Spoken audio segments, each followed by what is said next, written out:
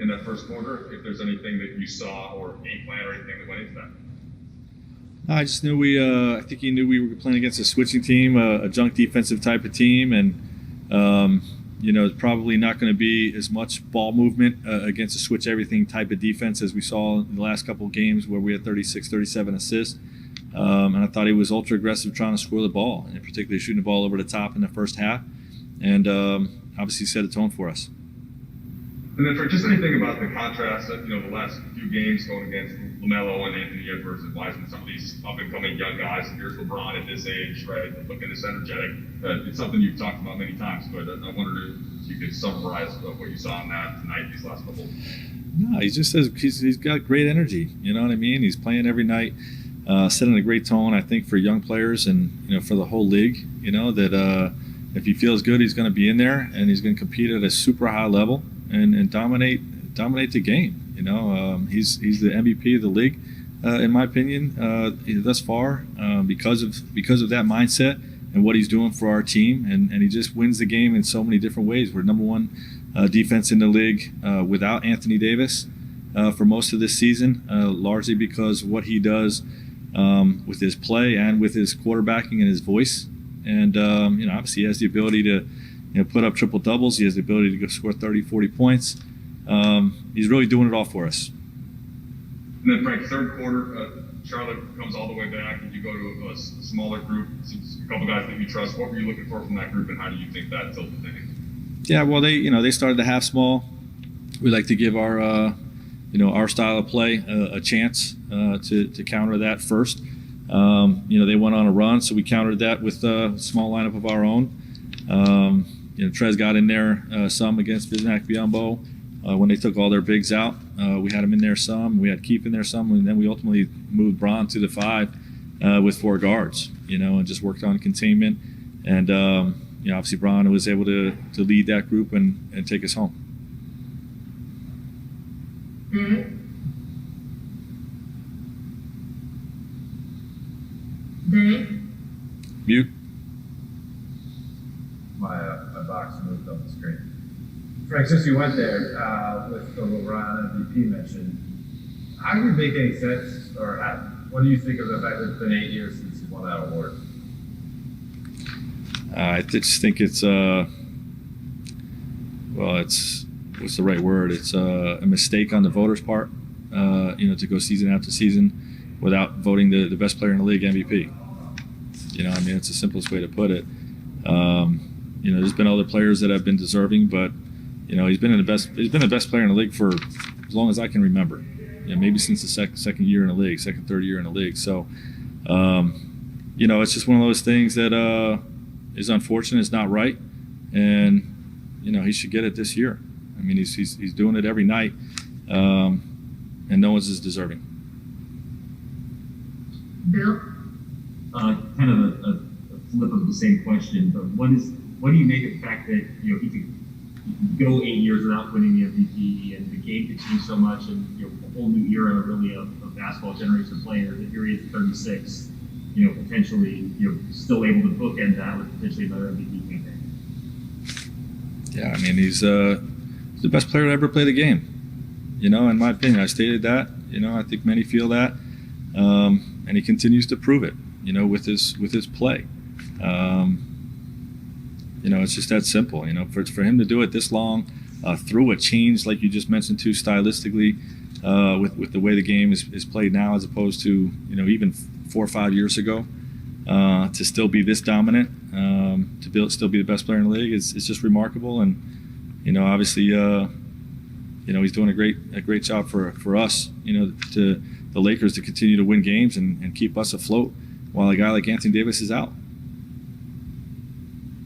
Brent? You guys have won 4 in a row since the All-Star break. How much did the All-Star break help you guys? And is that so what's going on right now, getting that rest and getting your legs back underneath? Yeah, it was definitely needed. We didn't want to talk about it at the time, but it was clear our guys sort of hit a wall after the short off season. We came out of the gate strong, suffered some injuries, and then that stretch before the break, it was pretty clear that our guys were a little bit fatigued. The shots were short. The minds were a little bit fatigued, but we've come out of the gates. I think Ron set a great tone for us, saying it's go time, post All-Star break. And, our guys have really responded, with, really good play, against some good teams to lead to this 4-game win streak. Kyle.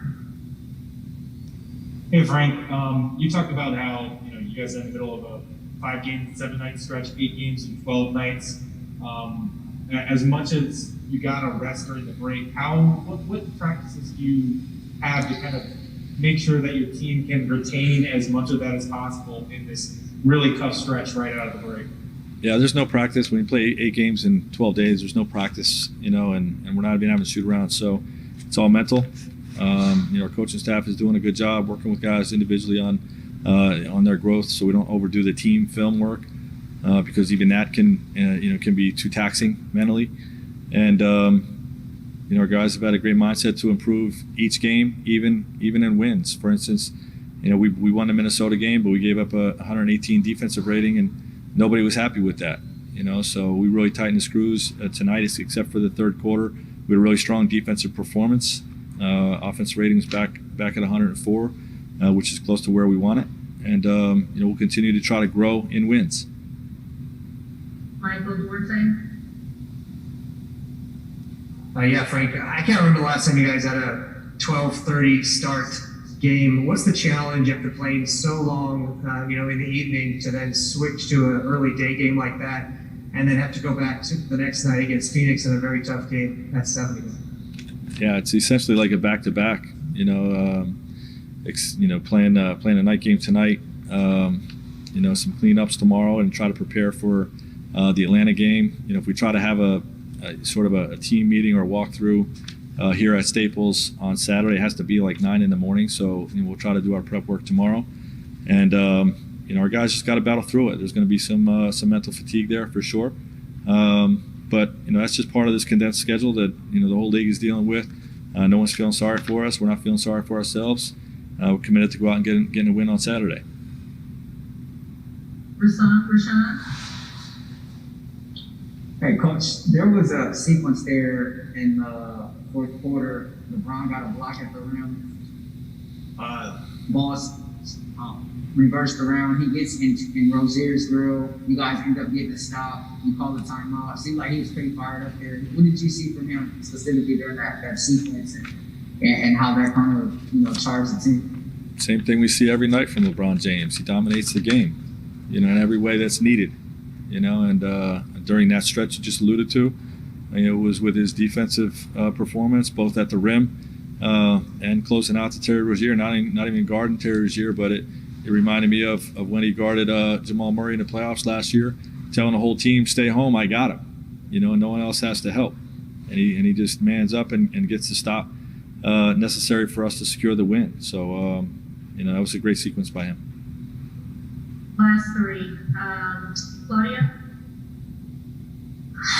Frank, it looks like the team plays with more rhythm with Caruso in the game. How big of a difference makes having him on the floor? Yeah, he always moves the needle for us. He always seems to end up in the positive, in the plus minus. When he had a tough shooting, he was 1 for 7. So when you go 1 for 7, you're not making shots, but your team is a plus 10. You're doing all the little things to help us win, and that's what Alex Caruso is all about. Thank you. Maximilian. Thank you. Hey, Coach. Sunday marks 100 days since Dennis Schroeder first wore a Lakers jersey. How would you rate those first 100 days? I think it's going great. We hope he's happy here. Our guys really like him. Our coaching staff's really enjoying coaching him. He's got a great energy about him, a great spirit, and a great competitive fire that he brings to our team. On both sides of the ball, his ability to attack the paint, and what he does for us defensively. He's off to a great start as a Laker. Last question, Nicholas. Hi. About Dennis Schroeder, how much is he important for you when AD is out? Well, we saw what we did when AD was out and Dennis was out. We struggled when the two of them were out. So Obviously it's tough to make up for the absence of Anthony Davis, but when you have a guy like Dennis Schroeder that can really compete on both sides of the ball, he's been vital since he's come back. I'm not sure what our record is exactly, but since he came back from the health and safety protocols, I think our record's pretty good.